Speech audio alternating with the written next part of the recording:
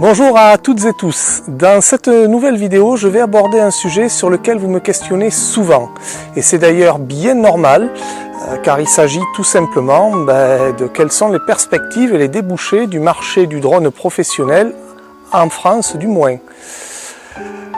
Avant de rentrer dans les détails, je souhaiterais amener une précision extrêmement importante à mes yeux. Le drone, ou plutôt les drones, tous les aéronefs télépilotés non habités, sont des outils d'une grande sophistication, des outils permettant de réaliser des choses impensables il y a 10 ans, des outils merveilleux. Mais ce ne sont que des outils, justement. Le vrai challenge, c'est de piloter ces outils, c'est de leur faire ce que nous désirons, c'est de les programmer, c'est de les surveiller. Mais c'est surtout d'exploiter leurs capacités pour récolter de précieuses données en un temps record et bien souvent dans des conditions inaccessibles à un être humain. Le véritable défi du XXIe siècle sera celui de la collecte et du traitement de la donnée pour offrir au client final un produit fini, clair, compréhensible et exploitable. C'est dans cette optique que vous, télépilote professionnel, vous apporterez une plus-value irremplaçable, une réelle plus-value. Donc pour entrer dans le sujet de la vidéo, nous distinguerons quelques grands secteurs d'activité dans lesquels nous trouvons aujourd'hui environ 90% de l'activité drone professionnelle. Alors à tout seigneur, tout honneur, le secteur de l'audiovisuel. Historiquement, c'est une des premières applications du drone professionnel et sûrement celle qui a le plus utilisé de drones et qui tient encore aujourd'hui la place de leader sur le marché en nombre de missions, en nombre de vols, en nombre de machines. Au sein de ce secteur, vous trouverez des applications dans les images télévision et cinéma bien sûr, mais aussi de la production de médias lors de couvertures événementielles telles que le sport ou les spectacles. Et enfin, une grande partie des travaux qui sont réalisés dans un cadre institutionnel pour des collectivités et des sociétés dans un but promotionnel le plus souvent du temps par exemple. C'est un secteur encore très riche d'opportunités. Mais nous ne devons pas négliger le fait que beaucoup de télépilotes y exercent. Et la concurrence peut être féroce. De plus, un certain point de vue artistique peut être nécessaire pour se démarquer. Le secteur du BTP et de la construction en général est un secteur en pleine évolution et qui rentre depuis quelque temps dans de grandes mutations technologiques. Et elles nous permettent de nous positionner, ces mutations, pour fournir des produits issus de nos appareils, justement. Alors ainsi, vous avez le défi du BIM, BIM, c'est un acronyme anglais qui signifie Building Information Management, qu'on peut traduire par modélisation des données du bâtiment. Ce défi il est immense. Il va impliquer, en résumé, que les bâtiments actuels et futurs soient numérisés afin de créer une sorte de plan numérique en 3D qui permettra à tous les corps de métier et tous les intervenants de partager une plateforme d'information commune. Relever ce défi ne pourra passer que par la mise en place d'outils tels que la photogrammétrie, domaine où le drone excelle. C'est aussi dans ce secteur que nous pourrons trouver des drones spécialisés pour pulvériser divers produits, sur les toitures par exemple. De façon un peu moins technique, la réalisation de photos ou de vidéos, de suivi de chantier, ça fait aussi partie de ce secteur. Excusez-moi, le secteur des industries minières présente également des opportunités non négligeables.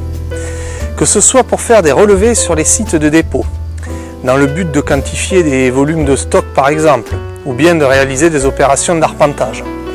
Dans ce secteur sont également utilisés des drones embarquant des capteurs de très haute technologie, permettant d'inspecter les couches superficielles ou un peu plus profondes de la Terre, dans un but de prospection évidemment, de recherche. Nous avons parlé d'arpentage juste avant. Le secteur de la topographie, justement, est aussi un utilisateur assez important de drones.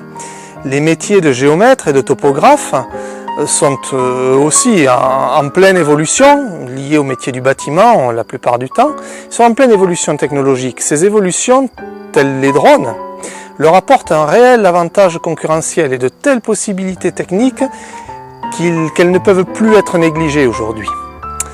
l'arpentage, les opérations de topographie classiques et plus complexes, les relevés afin de cartographier de vastes zones avec des informations d'une grande richesse de contenu.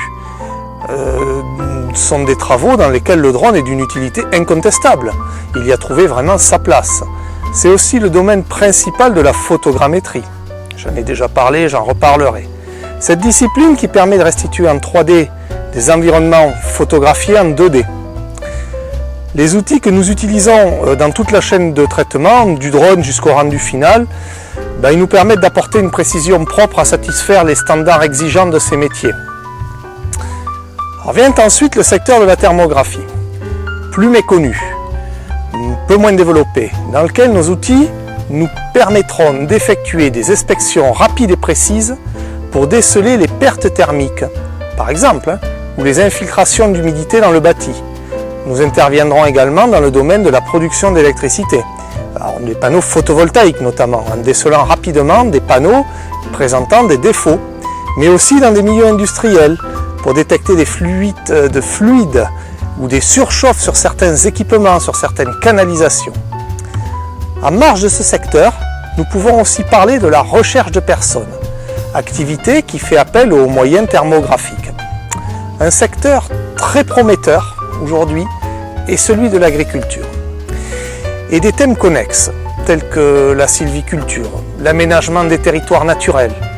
En effet, nous sommes en capacité de faire des relevés sur de très grandes surfaces et avec une grande productivité afin de récolter des données précieuses, telles que par exemple la biomasse pour l'agricole, le taux de chlorophylle, le stress hydrique, mais bien d'autres données également. Ces données contribueront à permettre de détecter et quantifier les besoins en intrants pour un agriculteur, à évaluer l'état végétatif, à surveiller la progression des adventices ou encore à détecter les maladies.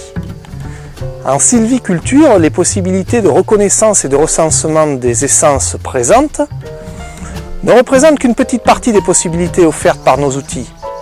Le secteur des inspections techniques et surveillance d'ouvrages et d'installations industrielles également est un secteur qui est assez technique mais qui est très prometteur lui aussi.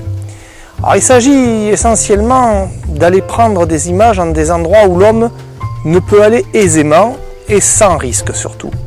Ce secteur est très vaste.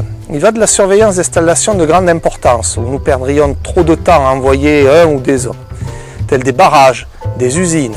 Mais il va jusqu'à la modélisation aussi en 3D de certaines structures, en passant par les inspections à l'intérieur même de bâtiments, lorsqu'un danger y existe, de l'amiante, de la radioactivité par exemple. Enfin, j'ai gardé pour la fin un secteur un peu particulier, bien que très friand de l'utilisation des drones. Il s'agit de tout ce qui touche à la sécurité civile et au maintien de l'ordre. Alors les informations, souvent nous en parlent. Dans ce secteur, la plus-value apportée par les drones est vraiment très appréciée. Le panel de mission est varié. Il peut s'agir de surveiller un milieu naturel en cas de sinistre ou de menace quelconque.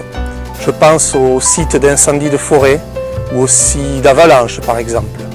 Mais également préparer des interventions humaines en milieu périlleux, de façon à réduire au maximum le risque que va courir l'être humain intervenant. La recherche de personnes, déjà évoquée en thermographie, fait bien sûr partie de ces applications. Vous voyez, il y a de nombreuses applications croisées. Le secteur du maintien de l'ordre est aussi un utilisateur de plus en plus important du drone.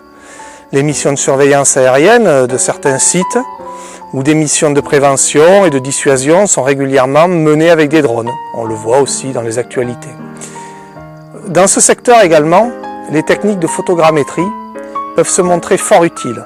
Dans le cadre des enquêtes, par exemple, sur une scène d'accident, sur une scène de crime, il est important de geler la scène, de prendre le maximum d'indices et de pouvoir la reconstituer. Voilà, je vous ai exposé l'essentiel des usages du drone actuellement, même si certains secteurs commencent à émerger depuis peu, sont encore en pleine progression. J'ai volontairement omis toutes les applications qui sont encore en gestation, telles que le transport de colis, les drones de surveillance autonomes, même si on commence à avoir des modèles opérationnels, ou encore les drones pouvant intervenir sur les incendies à l'aide de produits extincteurs, ça existe. C'est pas qu'elles ne soient pas importantes, mais elles sont pour l'instant pas porteuses de débouchés concrets dans l'immédiat, soit parce que c'est trop expérimental, ou alors parce que le prix est très coûteux. J'espère vous avoir apporté un peu plus de visibilité sur ce marché, jeune et dynamique, mais comme d'habitude, je vous recommande de nous contacter. Vous aurez plus d'informations, vous trouverez nos coordonnées comme d'habitude à la fin de la vidéo, juste après la fin de mon intervention. Si vous avez aimé cette vidéo, ou si elle vous a aidé à y voir plus clair, n'hésitez pas à cliquer sur le petit pouce levé juste en dessous de la vidéo. C'est notre meilleur remerciement pour nous.